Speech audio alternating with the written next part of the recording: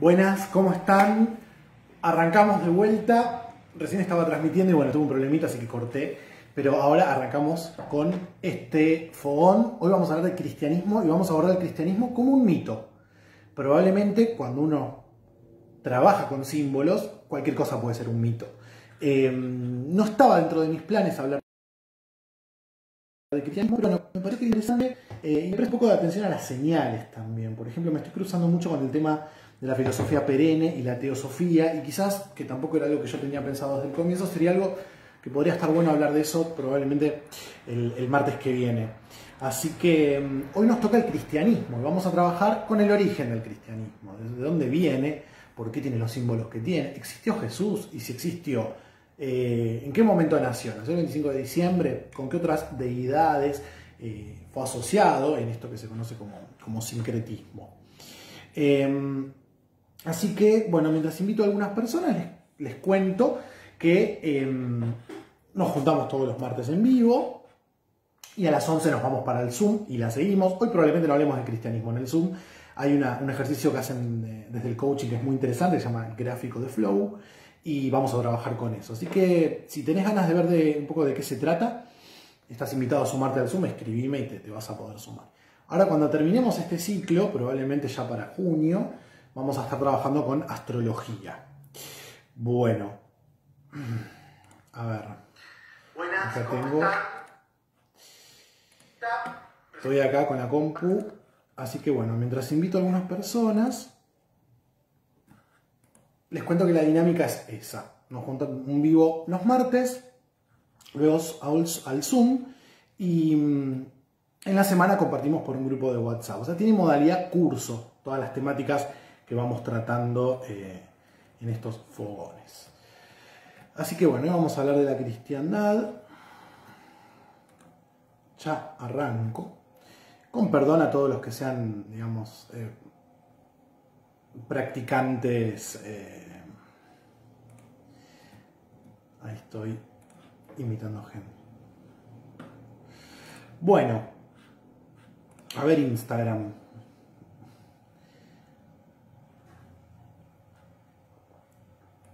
Como verán, no estoy donde transmito siempre, no tengo mi compu, no me olvidé el micrófono, así que espero que me estén escuchando bien. Y tampoco es mi compu, así que bueno, si está todo como medio trabadito, tiene que ver también con eso. Así que en cuanto logre abrir esto acá, perfecto. Bueno, claro, uno le dice, bueno, ¿qué va a hablar de cristianismo? ¿Este me va a evangelizar? ¿O qué? ¿Cómo viene la cosa, no? No, pero ya les digo, Jung habló del cristianismo y lo trabajó como un mito, lo cual resulta interesante. Quizás fue un mito, quizás no, ¿no? Acá, ahí está, no encontraba cómo silenciar la compu. Así que el mito de la cristiandad, vamos a trabajar con un libro de Carl Gustav Jung que se llama Aion o Eaón, que tiene como traducción era. Ahora vamos a ver por qué, una era, hay eras, era un periodo de tiempo determinado. Se llama Aion, contribución al simbolismo del sí mismo. Jung va a trabajar la figura de Cristo como la representación del sí mismo. Nosotros tenemos nuestra propia imagen, que es nuestro trabajo descubrir cuál es, pero del sí mismo, y la humanidad tiene el suyo. Y depende la era, ya vamos a hablar de eso, las imágenes son distintas. Nosotros actualmente estamos en la era de Piscis, transicionando, aunque algunos dicen que ya la pasamos, a la era de Acuario. ¿Sí? La famosa era de Acuario. O sea que como que Cristo perdería de alguna forma vigencia, ya vamos a hablar de esto, ya no sería el símbolo que representa el sí mismo de la humanidad, sino que en la era de Acuario es el aguador. Y no sabemos de qué forma histórica cultural se nos va a dar. Probablemente el aguador, estoy haciendo un pensamiento rápido, ¿no? El aguador de Acuario, los gemelos de Géminis y la Virgen de Virgo serían los tres seres humanos presentes en la rueda zodiacal, ¿no? Ya no animal, no objeto, no ser mítico. Si me estoy olvidando alguno, creo que no. Entonces, bueno, puede ser que ahora el nuevo simbolismo del sí mismo de la humanidad tenga más que ver con el hombre, ¿no? El hombre, incluso estoy tirando hipótesis, digamos, ¿no?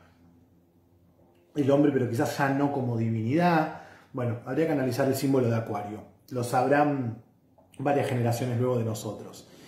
Es uno de los trabajos Aion, el libro de Jung, donde él habla sobre la alquimia. Como les decía, va a hablar del arquetipo del sí mismo y cómo estamos en esta era. Él va a analizar esta era que comienza con Cristo, la era de Piscis. Para los griegos, a los romanos, era el tiempo eterno. Eón era una personificación del tiempo eterno, distinto de Cronos, que era el tiempo humano, el tiempo cronometrable, ¿no? Probablemente haya tenido un origen fenicio, lo adoptaron luego los romanos. El hinduismo trabaja esto como, y yo se los nombraba en el encuentro sobre el hinduismo, como kalpa, ¿no? Que es un día en la vida de Brahman, la personificación del dios divino, ¿no?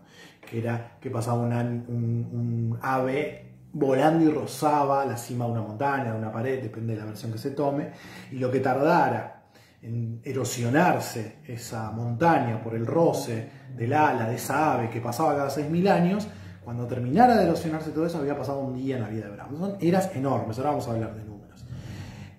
Jung trabaja mucho también con el gnosticismo, ¿no? Había muchas sectas gnósticas que se aproximaban a la divinidad desde el conocimiento, desde la gnosis, ¿no? Por eso el gnosticismo. Y también, bueno, ven que habla de seres inteligentes, divinos, eternos, que emanan de la unidad suprema, ¿no? Que es lo que logra vincular materia y espíritu. Todas las culturas, de alguna manera, cuando fuimos desarrollándolas, nos fueron hablando de esto, ¿no? Así que lo que va a trabajar en ese libro Jung, y es muy interesante, es un poco la dualidad. La gran crítica que él va a hacer es el cristianismo no incorpora el aspecto negativo o el aspecto oscuro o el aspecto sombrío de la humanidad o del ser humano. De Cristo es impoluto puro. ¿A dónde va a parar? Bueno, ustedes me dirán Satán, el diablo, pero no está en él el aspecto oscuro y eso va a generar una serie de cosas. Siempre decimos acá desde lo transpersonal, acepta tu peor parte es tu mejor parte, ilumina la sombra, no la rechaces, escuchala, etc. Porque si no te domina. A nivel inconsciente colectivo sucede lo mismo. Entonces aparece la idea del anticristo, ¿no? No el diablo como el opuesto complementario de Cristo, sino el anticristo. Y en este libro va a trabajar sobre esa temática, sobre el anticristo. Y va a analizar, es interesante, las profecías de Nostradamus, ¿no? ¿Y qué aparece en el inconsciente colectivo como lo opuesto a Cristo, ¿no? No vamos a hablar de eso hoy, podríamos hacer un encuentro más así oscuro si quieren, pero no solo el anticristo, sino también el final de los tiempos, ¿no?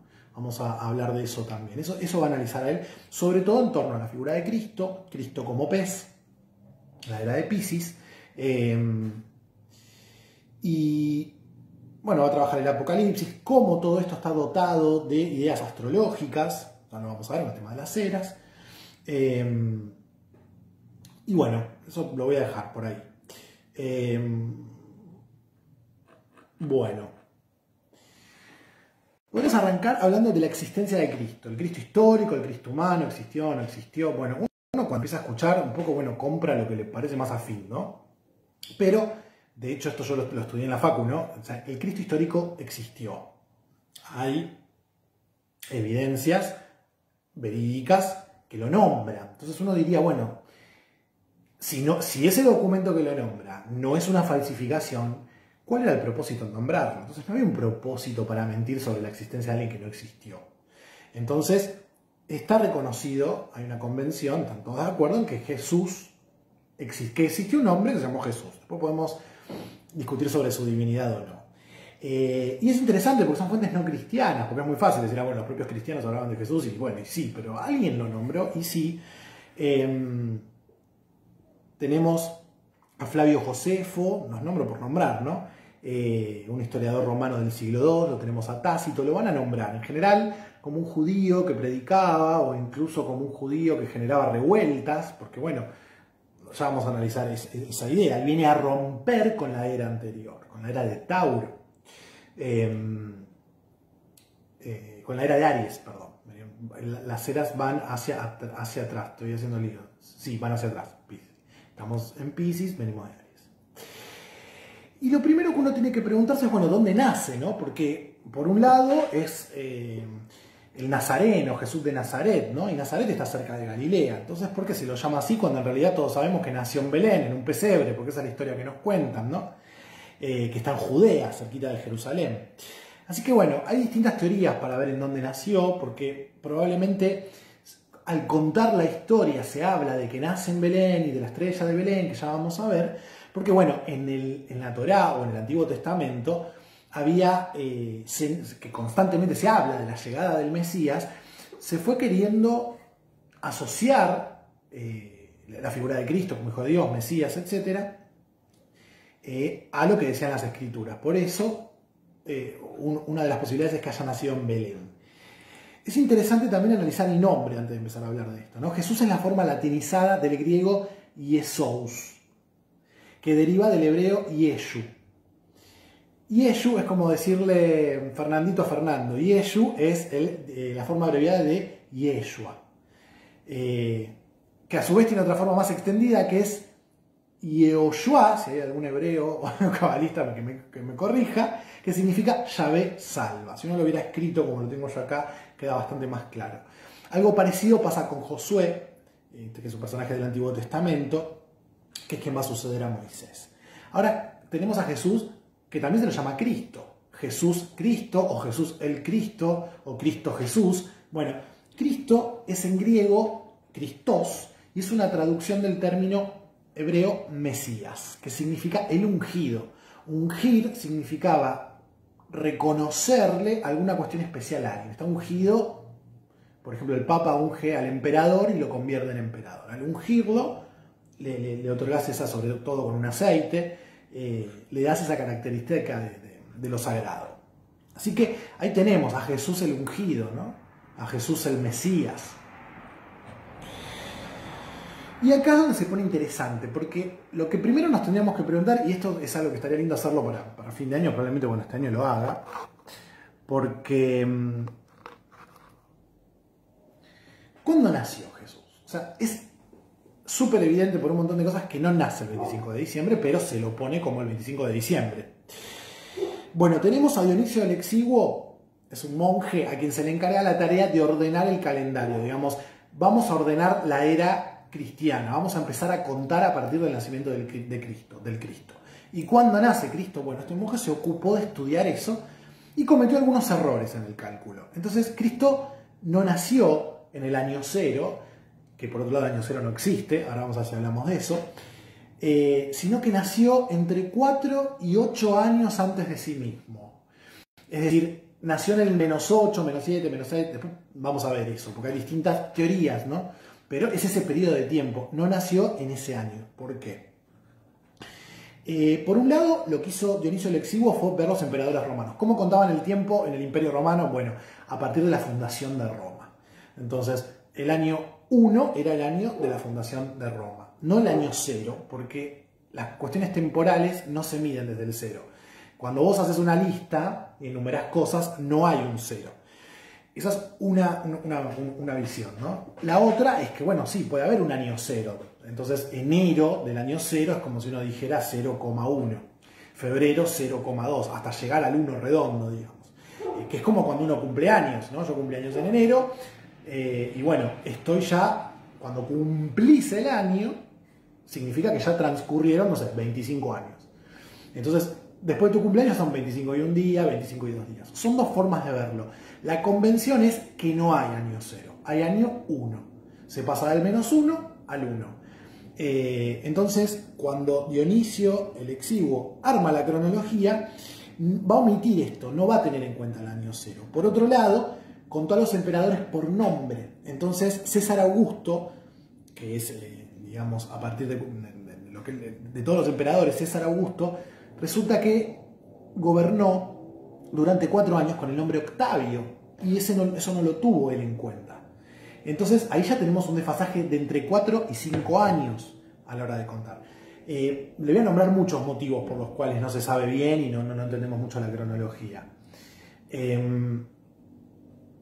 Y para eso tendríamos que ir un poco a los datos bíblicos. Entonces ya a partir de ahí tenemos datos de que por lo menos nació 4 o 5 años antes de sí mismo, como me causa gracia decir a mí.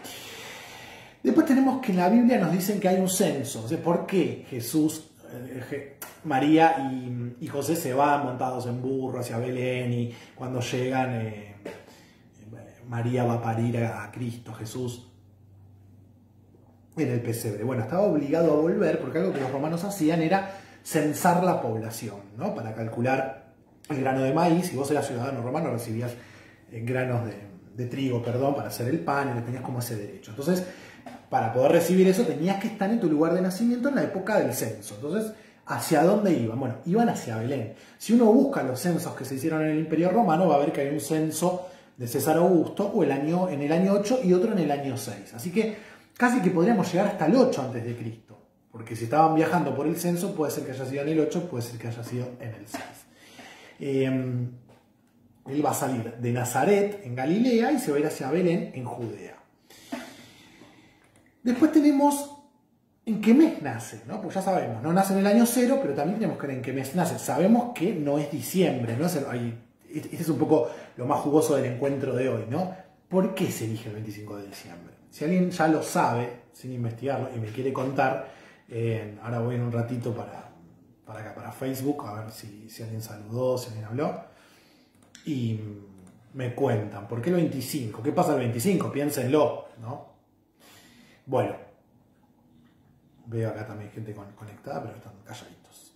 En el Evangelio de Lucas, en realidad Lucas en el Evangelio de Lucas el evangelista, era discípulo de Pablo, dice que cuando relata esta historia dice, los pastores vigilaban los rebaños en las montañas. Entonces uno piensa, en diciembre en el hemisferio norte no salen a pastar el rebaño. ¿Por qué? Porque hace mucho frío. Entonces probablemente, no, sin decir el nombre, si salieron a pastar no pudo haber sido diciembre. Probablemente pudo haber sido en marzo o en abril. Tiene sentido, ¿no? El año cósmico, la primavera, todo comienza, todo tiene un inicio en abril, entre marzo y abril. Podríamos decir, es una cosa, justamente, puede ser que sea entre pisciano y ariano, que es marzo-abril, ¿no? La estación de Piscis y Leo, que es Piscis y Leo, Leo nada que ver, Piscis y Aries, que tenga inicio. Pero incluso también, y por esto me confundía, porque también hay algunas tradiciones que lo ponen en agosto, ¿no? Donde todavía no hace tanto frío. De hecho dicen que fue el 21 de agosto al mediodía, pero bueno, las fuentes que dicen eso son incitables, por eso no lo traigo. Y por último se sabe que nació su primo 6 meses antes, ¿no? San Juan el Bautista. Así que también, como se conoce esa fecha, puede ser que haya nacido en septiembre. No conocemos el año, pero sabemos que había 6 meses de diferencia. Si sabemos que Juan, Zacarías recibe la visita del ángel Gabriel y le dice que va a tener un hijo que se va a llamar Zacarías. Que se va a llamar Juan, ¿no? Que después va a ser Juan el Bautista y va a estar con Jesús. Entonces sabemos, porque estaba, fíjense qué lindo, así trabaja el historiador, ¿no? Va como buscando detallitos que den indicio. Él estaba trabajando en el templo, él estaba en la orden de Abías, se encargaba del incienso y eso se hace, se sabe por ceremonia, en la última semana de mayo. Entonces tenemos que ir 6 meses hacia adelante. Sí, 6 meses en realidad. Nos tenemos que mover en 6 meses para decir, bueno, nació ese mes, 6 meses antes del mes en el que nació Juan el Bautista. Entonces, tenemos un montón de datos. Por otro lado, sabemos también por las escrituras que el rey Herodes, el rey de los judíos, Flavio Josefo nos dice, bueno, él asume en el 713 de la era romana, ¿no? 713 años después de la fundación de Roma. Reinó 37 años, nos cuenta también Flavio Josefo, este historiador. Entonces murió en el 750. Herodes manda a matar niños porque estaba esta historia de que iban a ser el rey de los judíos y él no quería ser destituido, él era el rey de los judíos. Esta figura alegórica del rey de los judíos, Jesús como el rey de los judíos, bueno, maten a todos los infantes que tengan entre 0 y 2 años. Entonces, uno de los cálculos que vamos a hacer, bueno, pudo haber nacido en el 750, en el 749 o en el 748. Me pude ir 2 años para atrás, porque mató a todos los nacidos. Entonces, ahí de vuelta, ¿qué correspondencia tiene el año 750 de la forma de contar romana con el nuestro? Bueno, el -4. Hubiese sido 4 años antes, el momento en el que Herodes manda a matar a los jóvenes. ¿Y cómo sabemos cuándo muere? Porque para esa misma época hubo una revuelta. Herodes justicia, manda a sofocar esa revuelta el día en que hubo un eclipse. Hace este comentario, ¿no? Un eclipse de luna. Hace este comentario Flavio Josefo. Entonces uno puede rastrear los eclipses. Y si uno rastrea ese eclipse, tiene que... Hubo 3 eclipses. Entonces puede haber sido el 13 de marzo, uno en abril que no tiene fecha puntual y otro el 5 de septiembre. Entonces, de vuelta, puede ser que haya sido en marzo-abril, que es lo que veníamos diciendo, y se agrega también la idea de septiembre. En este caso puntual del año 4, que es el año de los años en los que Herodes manda a matar. De hecho, se encontraron restos de una cantidad de infantes que evidentemente fueron muertos. Arqueológicamente se encontró eso. Y bueno, lo cual demuestra que esto sucedió. No todo lo que está en la Biblia puede ser real, pero hay una arqueología cristiana, una arqueología bíblica que investiga qué cosas son reales y qué cosas son alegóricas. Ahí. Bueno. Y después tenemos, que acá ya a los astrólogos les va a gustar un poco más, referencias astronómicas. Es decir, como se insiste en que la estrella de Belén guió a los Reyes Magos e iluminó el cielo nocturno con el nacimiento de Jesús, uno puede asociar distintos fenómenos astronómicos para decir, eso era la estrella de Belén. Porque la estrella de Belén no es una estrella que uno vea como vos podés ver la estrella, qué sé yo, Antares, o la estrella, no sé, Sirio, que en realidad son 3, y que también tiene algo que ver con esto, Sirio. Entonces, en el año 7 a.C., hace poquito tuvimos este mismo fenómeno, que es la conjunción Júpiter-Saturno. Y por los movimientos que retrogradan, se quedan quietos, van hacia adelante, van hacia atrás los planetas, hubo ese año en 3 momentos una conjunción entre Júpiter y Saturno. 29 de mayo, 29 de septiembre y 5 de diciembre. Entonces, probablemente los magos que estudiaban los cielos y que los planetas tienen, los reyes que se llaman magos, ¿no? Estudiando los cielos, dicen, bueno, Júpiter, porque la profecía, ellos estaban esperando el Mesías, dice, un gran rey, ¿no? Va a nacer entre los judíos. Si Júpiter, ¿no? Es el dios patrono que encabeza el panteón, Zeus, se alinea con su propio padre, ¿no? Cronos o Saturno, entonces nace un rey, Júpiter, un rey justo, un rey de la justicia, también se asocia con ese término, de Saturno, que podría ser el dios padre, porque acá lo que tenemos es el dios hijo, y que nace entre los judíos, que de alguna manera se asocia con la era de Piscis, de la que vamos a hablar después. Entonces, llega el Mesías, Júpiter se alinea con Saturno, hijo y padre, ¿no? Ambos potentes, fuertes, y bueno, la religión hebrea tiene esto de la ley, ¿no? La ley es divina, se la entrega a Moisés, vamos a ver si ya vamos a hablar de Moisés también. Hay una tablilla de arcilla a 100 kilómetros de Babilonia que apareció, que habla de este fenómeno, de esta conjunción Saturno-Júpiter, por ende, a 100 kilómetros, estamos hablando de 100 kilómetros de distancia, por ende, si esa tablilla hablaba, así también trabajan los historiadores, quiere decir que se vio en la zona, porque uno también tiene que pensar que los eclipses o las alineaciones no se ven en todos los puntos del planeta de la misma manera. Después tenemos también que la Luna, en una fase creciente, también se la vio muy cerquita de estos 2 planetas alineados. Entonces ahí de vuelta, esto fue el 2 de noviembre. Vayan fijándose qué les gusta. Un 2 de noviembre del año 7. ¿Les gusta? Cuéntenme qué prefieren. ¿Un Jesús escorpiano, este que nace en noviembre? ¿Un Jesús ariano? ¿Un Jesús pisciano? ¿Qué les gusta más? Un Jesús leonino puede ser. Y después tenemos de vuelta a Júpiter y Saturno, pero con Marte, el 25 de febrero. Ahí ya tenemos un Jesús acuariano. Y después tenemos otras conjunciones con Júpiter, Saturno y Mercurio. Varias durante el año 7 y 6. Es decir, hubo distintos fenómenos en el cielo que hicieron ver una luminaria, una luz, algo de una forma muy fuerte. Eso sería la estrella de Belén de alguna manera. Bueno, y después hubo algunas otras conjunciones que ya se alejan mucho. Son más del año 5, 3, 2 a.C., entonces ya no tendría tanto sentido nombrarlas. Entonces tenemos datos un montón. El que más se acerca es uno por ahí que nombré, 5 de diciembre, pero nunca 25 de diciembre. Entonces, ¿qué pasa el 25 de diciembre? Que Constantino decide trasladar la Navidad, natividad, nacimiento, este festejo de que nace el Cristo, al 25 de diciembre. ¿Por qué? ¿No?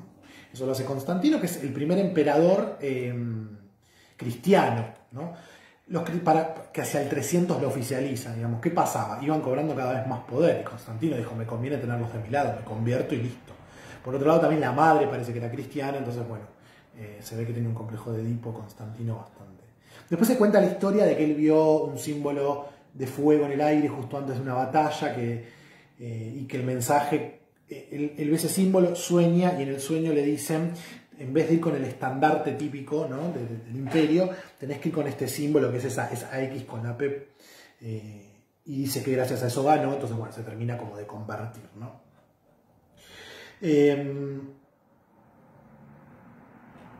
Bien. Bueno, ¿por qué entonces iba a venir para acá yo? A ver si alguien comentaba algo. Jebú siempre me cayó bien, Scorpio. Nunca me lo había imaginado escorpiano. Gustavo quiere un Jesús libriano. Bueno, bien. ¿Por qué el 25 de diciembre? Primero tenemos que clarificar que no es lo mismo el hemisferio norte que el hemisferio sur. O sea, cuando allá, diciembre, ¿qué está pasando? En el invierno. Nosotros acá estamos en verano. Acá empieza el verano, solsticio de verano. Para ellos empieza el solsticio de invierno.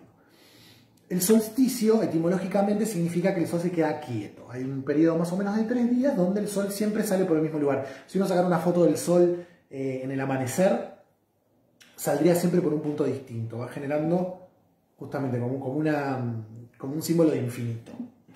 Que eso también tiene todo un significado, pero si me pongo a hablar de eso también ahora no llegamos. Lo que sucede en diciembre, en el solsticio de invierno y también en el de verano, es que bueno, el sol...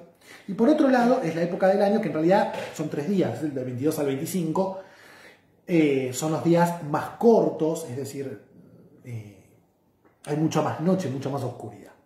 Pero lo que pasa puntualmente en el solsticio de invierno, 25, entre el 12 y el 25 de diciembre, en el hemisferio norte, es que en realidad los días empiezan a durar cada vez un poquito más. Después de esos 3 días que el sol deja de moverse, o sale siempre por el mismo punto, comienza a salir, a moverse una cierta cantidad de grados, la desconozco.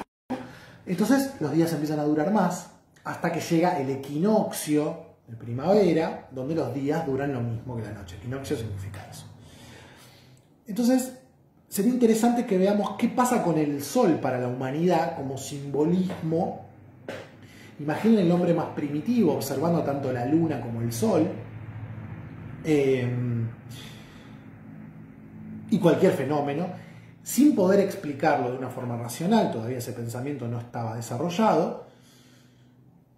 Lo importante que sería, ¿por qué? Porque ellos veían, bueno, sale el sol, a veces sale y se queda más tiempo, a veces sale y se queda menos, a veces siempre sale por el mismo punto, y empezamos a hacer lo que dice Jung, proyectar los dramas del alma. ¿Y cuál es el principal drama del alma humana? La muerte, ¿no? Ese saber que somos seres finitos, ¿no? Uno ya ve hacia los 10.000 a.C. grabados, que serían 10.007 a.C., ¿no? porque finalmente no nació en el año 0. Uno ve grabados en las pinturas rupestres o petroglifos, que son como raspados en la piedra, donde se lo representa el sol. Digamos, siempre es la gran divinidad. El disco solar, en los egipcios también, con Horus. ¿Y por qué? Porque si el sol sale, ya no tengo frío. Tengo su calorcito, tengo su luz, no me acechan los depredadores. Cuanto más tiempo está él presente, más frondosa está la vegetación, entonces me procura alimento. Todo esto el hombre lo fue trasladando al sol y lo convirtió en general en su principal deidad, junto con la luna también, ¿no? Así que no solo centraron su atención en el sol, sino que también en las estrellas. Entonces empiezan a prestar atención cómo se van moviendo, pueden anticipar ciertos eventos, ¿no? Periodos largos, pueden ir ordenando el tiempo, concibiéndolo de una forma ordenada, por ejemplo, para la cosecha, para la cría, etc. Pueden ver cuándo va a haber un eclipse, porque llega un momento que vos te podés dar cuenta, porque se calcula matemáticamente. De todo esto hablamos más en el fogón donde hablamos de astrología. Y fueron agrupando estrellas de una forma relativamente arbitraria, aunque uno después estudia y ve que más o menos todas las culturas agruparon en el mismo conjunto de estrellas y las llamaron constelaciones, ¿no? La cruz del zodíaco, cuando uno ve el círculo, ¿no?, de la rueda zodiacal, la cruz que tiene en el medio va a señalar, va a dividir en 4, ¿no? El 4 como simbolismo de totalidad. Pero va a reflejar, porque se va a subdividir en 12, que son las 12 constelaciones con sus 12 signos, y es un mapa de cómo el Sol las va transitando. En realidad, la Tierra al moverse las va transitando, pero bueno, la posición relativa del Sol parecerá que están como alineados desde la perspectiva de la Tierra. ¿Qué pone acá André que me escribe? No sé. ¿Lo tienen en escorpiano? No. No sé, estoy medio perdido ahí, no entendí. Bueno, entonces ordeno en 12 constelaciones. El número 12 es un número también muy simbólico, muy presente. 4 estaciones, tenemos 4 cuadrantes, y el círculo está dividido en 4 cuadrantes, 4 estaciones. Los solsticios y los equinoccios, ¿sí? Por eso, fíjense, tenemos en el hemisferio norte solsticio de invierno en diciembre, Capricornio, arriba, en nuestro caso solsticio de verano. Luego tenemos el solsticio de invierno en Cáncer, ¿no?, o de verano, depende del hemisferio. Y luego tenemos en el eje horizontal los equinoccios. Fíjense que en marzo tenemos Aries y en julio tenemos... en septiembre tenemos Virgo, Libra, en realidad Libra, que es el del medio, porque lo que se hacía era asociar cosas, acontecimientos que sucedían en la naturaleza con algún elemento. Entonces, ¿por qué la constelación de Virgo es una mujer con una espiga de trigo? Porque es septiembre y es época de la cosecha. ¿Qué sucede en mi comportamiento humano o en mi comportamiento o en el comportamiento de la naturaleza? Y voy a elegir una figura que se constituya como un símbolo que represente lo que está pasando en esa época del año. Entonces, de alguna manera, la rueda astrológica es un mapa de por dónde va el Sol, cómo lo veo desde la perspectiva de la Tierra, y qué está pasando. Siempre hubo un afán por vincular lo que pasaba arriba con lo que pasaba abajo. Entonces, bueno, van a ver que el único objeto en el zodíaco es la balanza, pero después tenemos seres míticos, seres humanos, animales, etc. Entonces, ahora sí podemos decir que en este sistema el Sol ocupa claramente un rol central. ¿Y por qué se va a pasar el nacimiento de Cristo, sea cual fuere la fecha, pero seguro que no es fines de diciembre, al 25 de diciembre? Bueno, porque es el solsticio de verano. Es decir, los días son súper cortos, pero a partir de ese momento el Sol cada vez está más tiempo visible. Entonces es como un triunfo del Sol. Los romanos, cuando hablaban de la divinidad Sol, hablaban del Sol Invictus. El Sol siempre va a ganar, va a volver a salir, y en algún momento va a estar un montón de tiempo en el firmamento iluminando, aunque haya momentos en los que no, pero triunfa. Ese es el concepto. Entonces vamos a ir viendo cómo ahora, pasando por algunos mitos que tienen deidades solares, mucho de eso se vio reflejado luego a la hora de contar la historia de Cristo. Entonces, el relato de Jesús Cristo tiene un montón de elementos arquetípicos. Vamos a hablar de una estructura arquetípica que está presente, así como el viaje del héroe está presente, que de hecho también puede ser que acá uno encuentre elementos del viaje del héroe, pero así como el viaje del héroe está implícito en un montón de historias, incluso aunque el autor no lo supiera, acá también. Tenemos que pensar que en este momento, siglo cero, perdón, nace Cristo, Imperio Romano, confluyen múltiples culturas. Y si duró tanto tiempo el Imperio Romano fue porque fue muy tolerante y aceptaba las creencias prácticas y a las divinidades de otros cultos. Entonces todo se sincretizaba, se mezclaba, se amalgamaba.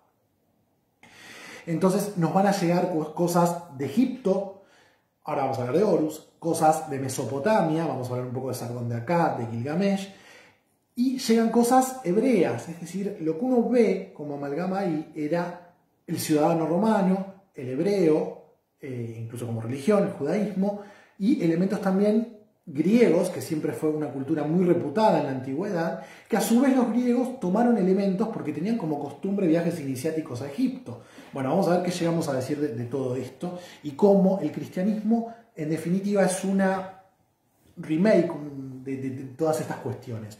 No siempre al pie de la letra, obviamente, lo adapta, como nos pasa a nosotros cuando queremos contar una historia, siempre indefectiblemente ponemos algo de nosotros y la vamos como modificando. ¿Cuáles serían estos elementos? Les voy a nombrar un par de dioses solares para que vayan viendo. Bueno, tenemos a Horus, también está Ra, pero Ra es el sol en Egipto y Horus es la humanización, personificación, aunque tenía cabeza de halcón, y a veces es un halcón, es, digamos, la encarnación de esa figura. Tenemos a Atis en Frigia, a Krishna en la India, a Dionisio en Grecia, a Mitra en Persia. A Mitra también se lo adoraba los domingos, ¿no? El día del Dominus, del Señor, que eso lo va a tomar también el cristianismo. Entonces, ¿cuáles son esos elementos? Y vamos a ver cómo no todos tienen todos estos elementos, pero los comparten de alguna manera y siempre de una forma más bien auténtica, asociada a su propia cultura, sus propias creencias, sus propias regiones, digamos. Tenemos este personaje, ¿no? Que es un hombre que encarna, que en concreto no es una divinidad abstracta, que va a nacer de una virgen cerca del solsticio de invierno, estamos hablando del hemisferio norte, es fines de diciembre, hay una estrella que señala su nacimiento, llegan personas importantes a reconocerlo, en su infancia se muestra sabio, es bautizado, tiene algún rito que lo inicia, de adulto predica, tiene seguidores, realiza milagros, en general tienen que ver con curar a un enfermo, resucitar a un muerto, convertir los alimentos o multiplicarlos, en algún momento son traicionados, sacrificados, enterrados y resucitan. En todos estos dioses que nombré y otro montón más, aparecen estos elementos. Y esto tiene que ver con esta idea junguiana de que hay un inconsciente colectivo. Por eso están presentes estas temáticas, vida, muerte, alimentación, iniciación, tránsito, bueno, están presentes en todas las culturas porque son cuestiones que tienen que ver con lo humano, son inquietudes humanas.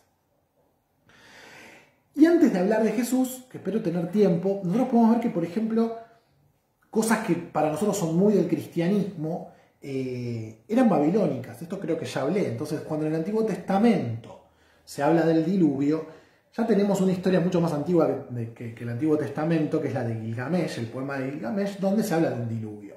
En Mesopotamia era común que el Éufrates y el Tigris se desbordaran, y esas inundaciones eran catastróficas, ¿no? Entonces su relación con el agua, en estas culturas, que algunos autores llaman hidráulicas, era un poco tormentosa. Entonces el agua como lo destructivo. No pasa lo mismo con el agua en Egipto, donde el Nilo, súper regular, se inundaba en un determinado tiempo, luego bajaba, dejaba la tierra fértil, la gente cultivaba, lo tenían clarísimo. Entonces ahí no, ahí el agua era vida para los egipcios, ¿no?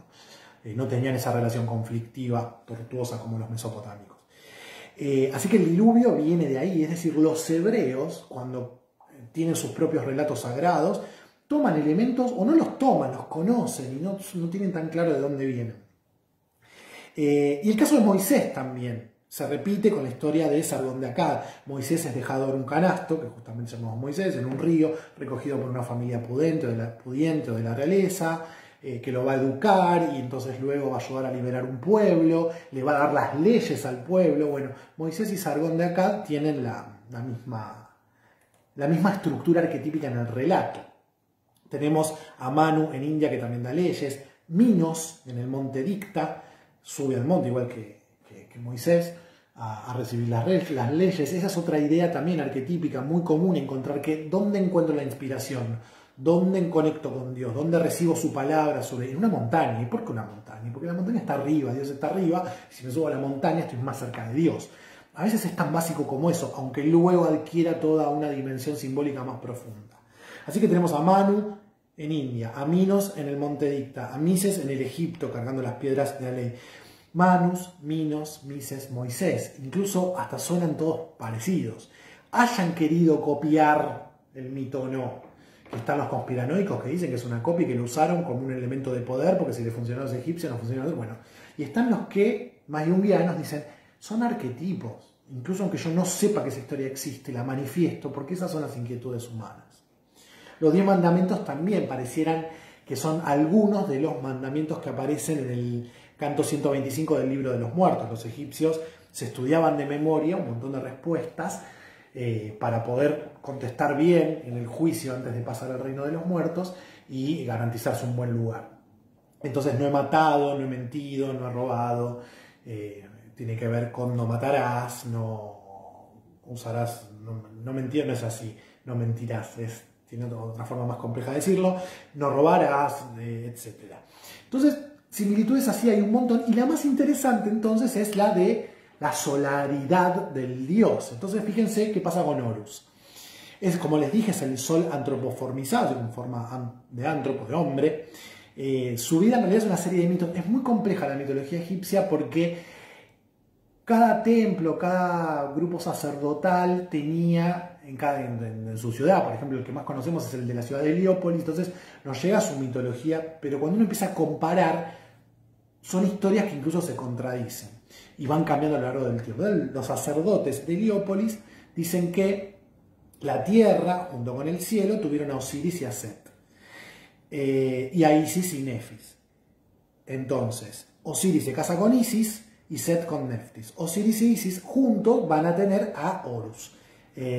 Y Set, que es el hermano de Osiris, va a representar la noche, la oscuridad, y va a tener muchos conflictos con Osiris, que va a representar la luz del día, y luego su hijo, Horus, se va a seguir enfrentando. Acá tenemos una dualidad, Set, lo oscuro, la noche, Horus, siempre peleando, que tiene que ver con esto, ¿no? Es la noche y es el día, pelean continuamente. Una de las versiones dice que Horus nace un 25 de diciembre, ¿no? Plutarco nos habla en su obra Los misterios de Isis y Osiris, dice que, bueno, que nació hacia ahí. Después hay otras fuentes que hablan de otras fechas, pero hay una al menos que lo coloca también ahí. Nace de una virgen, nace de Isis. Isis era virgen, y originalmente sí, era virgen o era una divinidad asexual. Luego no, en realidad Isis va a ser representada como la madre y la esposa. Entonces, en la historia del nacimiento de Horus no es virgen, porque no hay una historia que diga que concibió, digamos, por el Espíritu Santo y se mantuvo virgen, pero en algún momento sí estuvo asociada con la virginidad. Entonces vayan pensando en los paralelismos con Cristo, ¿no? Que su nacimiento fue señalado por una estrella, bueno, no tan así. La adaptación dice en uno de los pasajes que una estrella viene a Isis, ¿no? Incluso se la menciona como Sirio. Ahora, cuando les explique cuál es el fenómeno astronómico que sucede, y que van a ver que lo que pasa en el cielo es lo que relata la historia del nacimiento de Cristo. También Horus tenía discípulos que viajaban con él, los 12 apóstoles de Jesús, pero bueno, acá serían más bien seguidores de Horus, o más bien otros son una multitud que se han llamado herreros, y lo acompañaban, incluso en las batallas míticas que tenía Horus. En realidad, quienes tenía asociado 12 seguidores era Ra, el Sol, que serían las 12 constelaciones, pero este va a ser un agregado posterior ptolemaico, ¿no? Cuando llegan los griegos a Egipto. Y en general también a Ra se le conocía como la luz, ¿no? Cristo también es nombrado como la luz, y toda divinidad asociada con el Sol va a tener más o menos los mismos epítetos, ¿no? La verdad, la luz, el que ilumina, el que da vida, ese tipo de epítetos. Ahora vamos a Cristo. Vamos a hablar ahora de Cristo, entonces. A ver, vi que estuvieron escribiendo, así de paso descanso un poquito. Acá. Male, en el Cosmos, dice: sale tu historiador de adentro, dice. Me recuerdo el código de Gilgamesh en culturas antiguas. Sí, en realidad es el código de Hammurabi, que es una de las primeras leyes, la ley del talión, ojo por ojo, diente por diente. Eso es que es de la misma época, más o menos, bueno, misma época, 100 años de diferencia capaz, pero en esta macrohistoria es otra historia, ¿no? Y Gilgamesh es el poema, pero claro, ahí hiciste cortocircuito con esas dos cosas, pero sí. Andrés dice falso testimonio, pero bueno, no sé de qué hablaba. Bueno, y acá en Facebook están re aburridos, chicos, o no me actualiza a mí la página. Está ahí como pensando, así que si escribieron, no, bueno, háblenme que me aburro, si no. Bien, ¿qué pasa con Cristo? Ya sabemos que, bueno, hay varios elementos en el mito de Horus que los vamos a encontrar en Cristo. Hablemos de su nacimiento, ¿no? Se habla de la estrella de Belén. Probablemente una teoría es que fue la estrella Sirio, pero se sabe que son 3 estrellas, por eso se la ve tan luminosa. Un 24 de diciembre, la estrella Sirio, el 24 de diciembre, se va a alinear con las 3 estrellas que nosotros conocemos como las 3 Marías, el cinturón de Orión, que en algún momento fueron conocidas también como los 3 Reyes. Se va a alinear Sirio con estas 3 estrellas. Entonces uno ya puede ir pensando que tenemos a los 3 Reyes Magos yendo hacia la estrella de Belén, Sirio, que anuncia el nacimiento o señala el punto que es donde sale el sol. Cuando uno mira el sol en esa época del año en el hemisferio norte, va a ver que el punto donde sale el sol está indicado por esa alineación. Entonces los 3 Reyes Magos, guiados por Sirio, la estrella de Belén, se dirigen hacia el nacimiento de Jesús, el nacimiento del sol. Esto es lindo verlo gráficamente. Lo explica muy bien un documental que nunca me sale el nombre. Vamos a ver, creo que lo tengo acá. Zeitgeist, que se divide en 3 partes. Es súper conspiranoico. La primera parte, que tiene que ver con esto que estoy hablando yo, está bastante bien ilustrada. Es totalmente inexacta, se dan por sentadas cosas que no son o que no están comprobadas, pero la idea en general sí es correcta. Es decir, aparecen relatos a la hora de contar la historia de Cristo que aparecían anteriormente. No es una cosa original del cristianismo esto. La Virgen María y la idea de que es una mujer virgen, bueno, puede estar asociada con la constelación de Virgo, que se la ve con una espiga de trigo cuando se la representa. A veces con una balanza, es Astrea, una titánide, pero bueno, tenemos una mujer con una espiga de trigo, ¿no? Y se la llamaba como la casa del pan, el trigo siempre como la idea de que, y aparte en el hemisferio norte, época de cosecha, ¿no? Se lo conocía como la casa del pan, que en hebreo se dice Belén. Entonces la estrella de Belén podría estar asociada con la constelación de Virgo, bueno, con la temporada de agosto-septiembre, que es cuando el sol pasa por esa constelación. En el hemisferio norte, entonces, el solsticio, tenemos el de verano en julio, el de invierno en diciembre, los días se hacen más cortos, esto ya se los expliqué. ¿Qué está pasando conforme el sol dura cada vez menos tiempo? Calienta menos, hay más frío. Bueno, ¿con qué se asocia eso inmediatamente en el pensamiento simbólico? Con la muerte, está muriendo el sol. Y lo que nos cuenta la historia de Cristo es que Cristo va a morir. El 22 de diciembre, el sol de alguna manera ya ilumina lo menos que va a iluminar en todo el año. De alguna manera venía agonizando y finalmente muere. Durante 3 días, esa marcha, ¿no?, que va hacia el sur, visto desde el hemisferio norte, durante 3 días deja de marchar, muere, es decir, sale poquito tiempo y se vuelve a esconder. Y como les decía, siempre en el mismo lugar. ¿Durante cuánto tiempo hace esto el sol? Durante 3 días. Y cuando uno mira en el horizonte, ¿dónde lo hace? Lo hace cerca de la constelación la Cruz del Sur. Uno podría decir, el sol muere en la cruz, Cristo muere en la cruz. Esto es discutible. Resulta interesante pensar poéticamente en todo esto, simbólicamente en todo esto, porque el siguiente paso es pensar, ¿cuándo me pasa esto a mí? ¿Cuándo muero yo en la cruz? Entonces, durante 3 días se queda quieto, ¿no?, y luego reanuda hacia el norte su marcha nuevamente y cada vez victorioso va a proporcionar más calor, más luz, los días se van alargando, la vegetación va floreciendo. Llega la primavera, sinónimo de vida. Entonces el sol murió en la cruz, estuvo muerto durante 3 días, que es lo que le sucede a Cristo, porque al tercer día Cristo resucita. Es lo que le sucede al sol en esa época del año, en diciembre. Entonces se lleva toda la tradición de Cristo, que no sabemos en qué fecha, a ese momento para asociarlo con la divinidad solar, como pudo pasar con Horus, Mitra, etc. Ahora bien, en realidad, fíjense que el cristianismo, cuando festeja la resurrección, la festeja en su primavera, lo que es Pascua para nosotros, nuestro otoño, ¿no? Ya los días son más largos que las noches, ya está, ya realmente le ganó a la noche, porque si bien reanuda su marcha, a partir de diciembre las noches siguen siendo más largas. Ya a partir del equinoccio de primavera, en el hemisferio norte, no. Los primeros se equiparan, día y noche, equinoccio, eso significa, duran lo mismo, y luego empiezan a ser... Entonces ya sí se festeja la resurrección de Cristo. Porque uno podría decir, bueno, 25 de diciembre nacimiento, Pascua, resurrección. ¿Por qué? Porque ya el sol dura más que la noche. Entonces, podríamos decir que los 12 apóstoles son las 12 constelaciones, cada apóstol está asociado a una constelación, a quien le interese les puedo pasar algo sobre eso, no lo voy a decir ahora.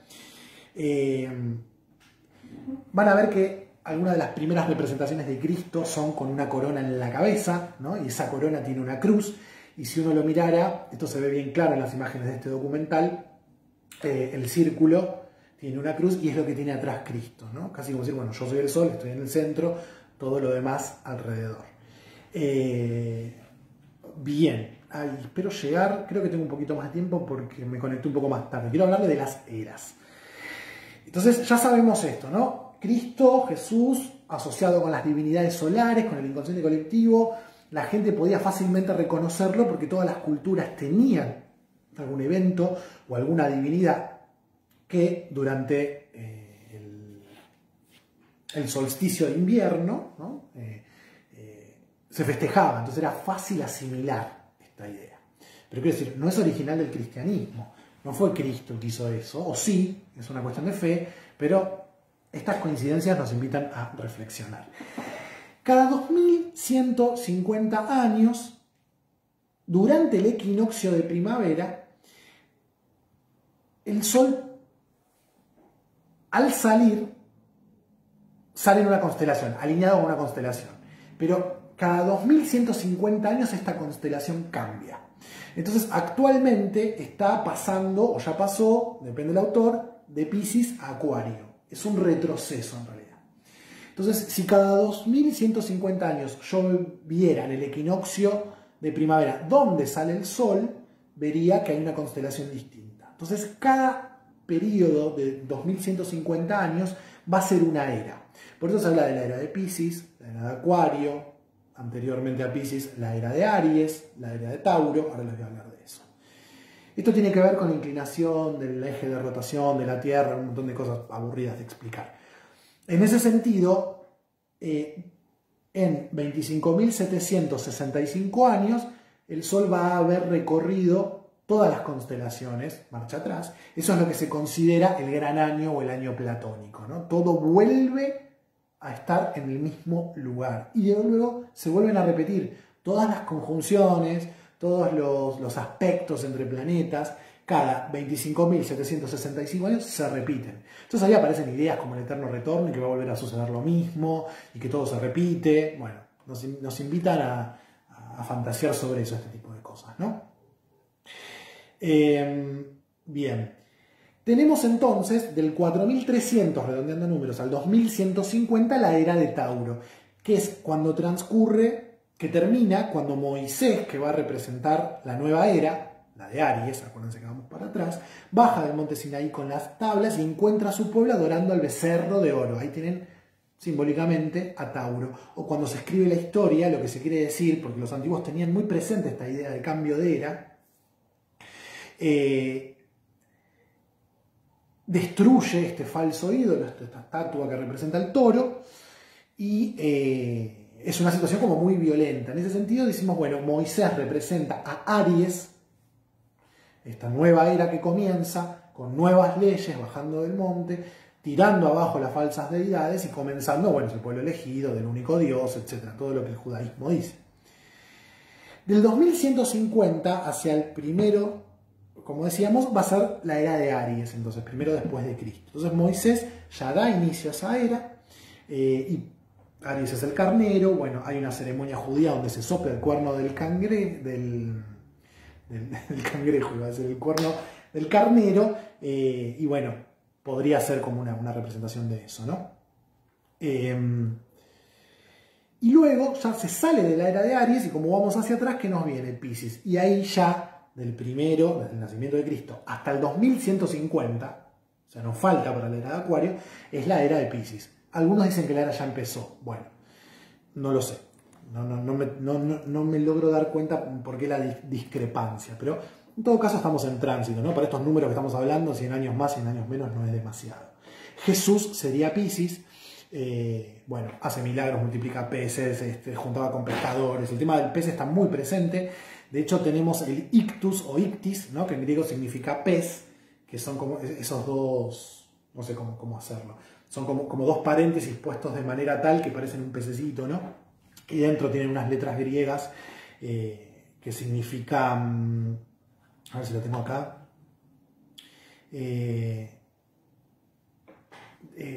Jesús, el Hijo de Dios, es el Salvador, algo así. Bueno, o sea que, según esta teoría, en el 2150 o ahora, hasta el 4300, vamos a estar en la era de Acuario, la era del hombre, ¿no? Y Acuario, con su mente, su intuición y su desestructura, probablemente caracterice esta nueva era acuariana. Y podemos citar en Lucas 22:10, él nos cuenta que los discípulos le preguntan a Jesús dónde van a ser las próximas Pascuas, todo esto simbólico, una vez que Jesús se haya ido, ¿no? Porque Jesús dice, uno me va a traicionar, etc. Jesús sabía, vino a expiar los pecados del hombre. Jesús dice, cuando entren a la ciudad, verán un hombre con un cántaro, síganlo a la casa donde entre. Podría ser una referencia a la era de Acuario. Entonces él dice, un poco el planteo es el fin del mundo. Cuando se habla del fin del mundo, en realidad se está hablando del final de una era, o del pasaje de un signo a otro. Algunos autores dicen que estuvo mal traducido, que se traduce aeón como mundo, cuando en realidad aeón o eón es era. Bien, bueno, llegué con todo lo que quería decir.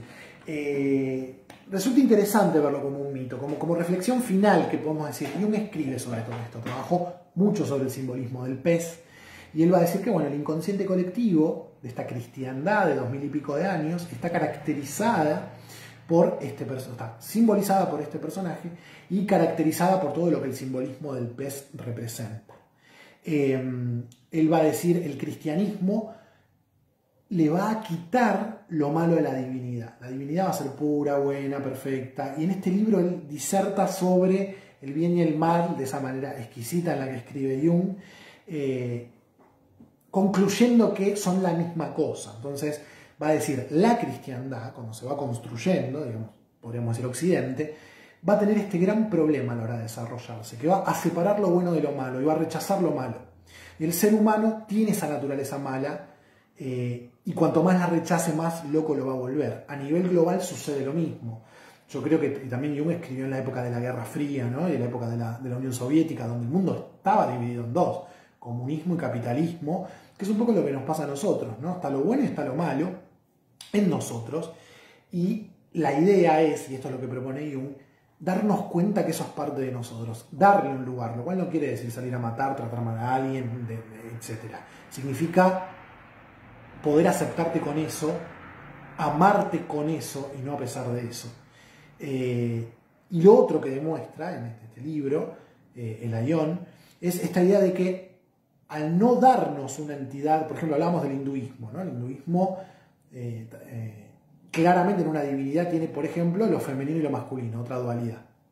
Porque habla de la esposa de un dios, o directamente dice que ese dios toma forma femenina. Entonces, así Shiva está con Kali, pero son la misma divinidad expresada de forma femenina y masculina. Cristo no tiene eso. En todo caso, un poco la Virgen María representa lo femenino dentro de la cultura cristiana, pero no es la divinidad. Y eso genera una neurosis colectiva, podría decir. La gran neurosis del Occidente tiene que ver con no ver en sí mismo el aspecto femenino, sino como algo separado. Y lo mismo con lo malo, porque está en Satán, pero Satán no es la divinidad, es algo distinto de Dios.